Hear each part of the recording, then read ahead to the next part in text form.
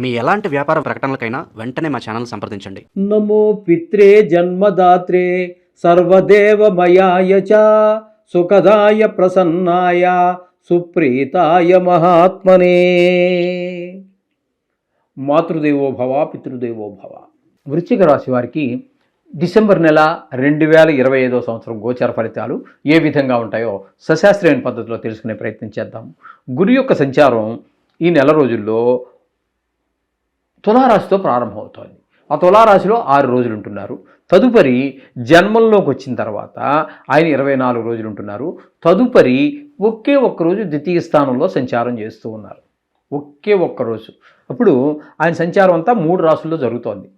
అంటే వెనక రాశి, తను ఉన్న రాశి అదే వృశ్చిక రాశి, తదుపరి ధనురాశిలోనూ జరుగుతోంది. కాబట్టి వ్యయ స్థానంలో ఉన్నటువంటి 6 రోజుల్లో బుధుడు అనుకూలమైన ఫలితాలు ఇవ్వడు. ధన వ్యయము, ధన నష్టము, ఇట్లాంటివన్నీ కారాగార శిక్షలు, శత్రుభయాలు, ఇవన్నీ మనకి 6 రోజుల్లో కల్పిస్తూ ఉన్నాడు. తదుపరి 7వ తారీఖు నుంచి 24 రోజుల పాటు ఇక్కడ మనకి జన్మంలో ఉన్నారు. జన్మంలో కూడా బుధుడు అనుకూలమైన పరిస్థితులు ఇవ్వజాలడు. వ్యయంలోనూ అనుకూలం లేదు, జన్మంలోనూ అనుకూలం లేదు. 24 రోజులు అంటే 30 రోజుల పాటు అనుకూలత లేదు.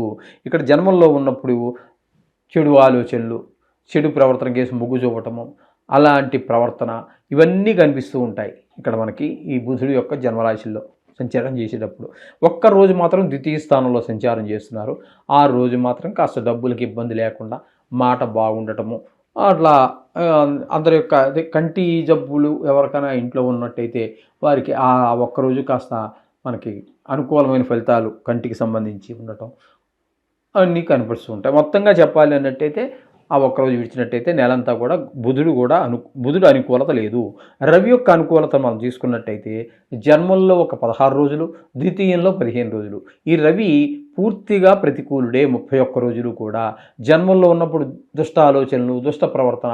ఇక ద్వితీయ స్థానంలోకి వచ్చిన తర్వాత ధనానికి లోటు, మాటలో కఠినత్వం, కుటుంబంలో ఎవరికి ఆనంద ఆహ్లాదాలు లేకపోవటం, నేత్ర జబ్బులు ఏమైనా ఉన్నట్టయితే అది నేత్రకారకుడు కూడా రవి ఆయన ద్వితీయ స్థానంలో ఉన్న కారణంగా వారికి కంటి జబ్బులు ఉన్న వారికి కొంచెం ఎక్కువగా ప్రకోపించడం జరుగుతుంది.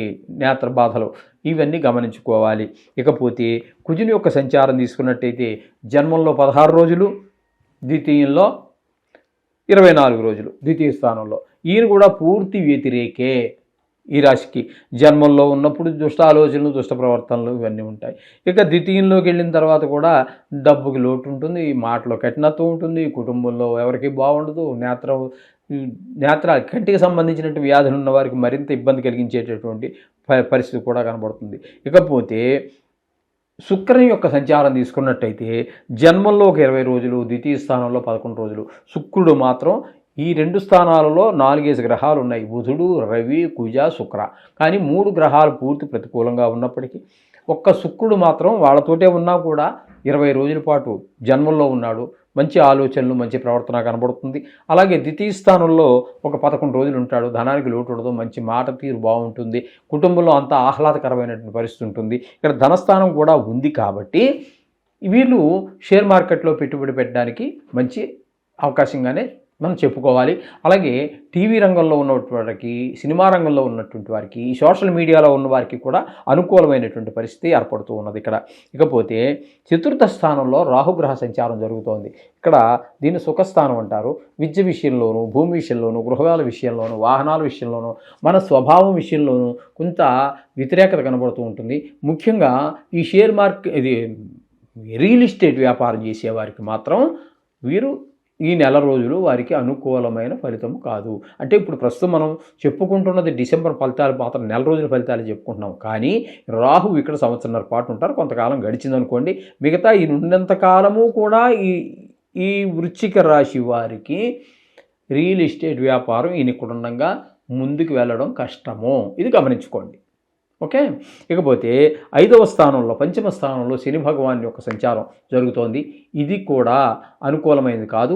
సంతానం విషయంలో, కొన్ని చదువు విషయంలో, గాయాలు చేసే విషయంలో, చెడు స్నేహాల విషయాల్లో ఇబ్బంది పెట్టేటటువంటి పరిస్థితి అంతా శని భగవానుడి వల్ల జరుగుతూ ఉంటుంది. ఇది ఒకటి గమనించుకోవాలి మీరు. ఇకపోతే 9, 8 స్థానాలలో గురుగ్రహ సంచారం జరుగుతోందండి. మొదట 8 చెప్పుకోవాల్సింది కాకుండా మొదట 9 చెప్పుకుంటున్నాం. ఎందుకని 1వ తారీఖు నుంచి 6వ తారీఖు వరకు అతిచారము వలన ఆయన కర్కాటక రాశిలో, అంటే ఇక్కడ వృశ్చిక రాశి నుంచి ఇది తీసుకున్నట్టయితే భాగ్యస్థానం అవుతుంది. భాగ్యస్థానంలో 6 రోజుల సంచారం. భాగ్యస్థానంలో గురువు యొక్క సంచారం 6 రోజులు చాలా బాగుంటుంది. అలాగే దాన ధర్మాలు చేయగలుగుతారు, గుళ్ళకి వెళ్ళగలుగుతారు, తండ్రి గారి ఆరోగ్యం బాగుంటుంది, ఆయన ఆశీర్వచనాలు మీకు లభిస్తాయి. తదుపరి 9 నుంచి 8కి వెళ్తున్నారు. ఈయన అతిచారం వల్ల ముందుకు వచ్చాడు, కానీ ఈయన ఉండవలసింది యాక్చువల్గా ఎక్కడంటే మిథునంలోనే. కాబట్టి అక్కడ 25 రోజులు ఉంటున్నారు. ఆ 20 రోజులు అష్టమ స్థానంలో ఉన్న కారణంగా కొంతమందికి ఉద్యోగం నుంచి సస్పెండ్ అవ్వటం, లేకపోతే డిస్మిస్ అవ్వటం, ప్రైవేట్ కావచ్చు, గవర్నమెంట్ ఉద్యోగం కావచ్చు, లేదా అలాగే ధన నష్టం వచ్చే అవకాశం ఉంటుంది. సడన్గా కొన్ని చెడు వార్తలు వింటారు, బంధువులు, ఆప్తులు, చుట్టాలు, ఏదో స్నేహితులు, ఈ వీళ్ళల్లో ఎవరో వారి గురించి చెడు వార్త వినాల్సి వస్తుంది. చనిపోయారనో, లేకపోతే ఏదో పెద్ద హార్ట్ అటాక్ వచ్చిందనో, లేకపోతే పక్షవాతం వచ్చి అలా పడిపోయాడనో, ఏదో మొత్తం మీద.